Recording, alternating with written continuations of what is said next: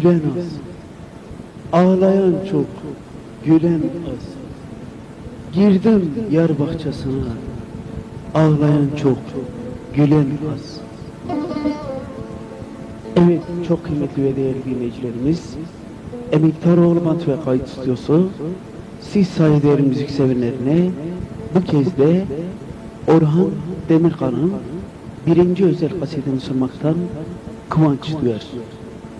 Bu kasetimize emeği geçen Şanlıurfalı sanatçılarımız bağlamasıyla Yahya Çekirge, klavye ve orkuyla Ali Bayram, yönetim Sait Emektar, ses kayıt Emektaroğlu Bant ve Kayıt Stüdyosu. Adresimiz Emektaroğlu Bant ve Kayıt Stüdyosu, Özteker Fırıncar Çarşısı, No 5, telefon 215 63 65, Haşimiye, Şanlıurfa.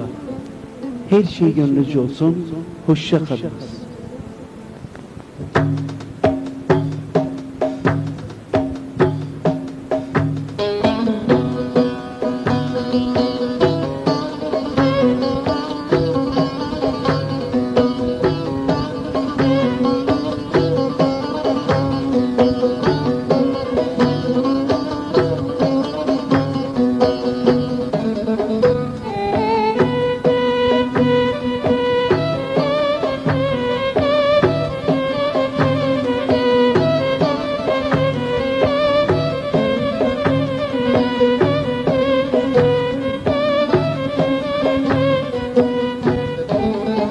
Türk'ün gururu Urfa, yurdun gururu Urfa, gözleri yaşlı yaşlı, dudağı kuru Urfa, gözleri yaşlı yaşlı, dudağı kuru Urfa.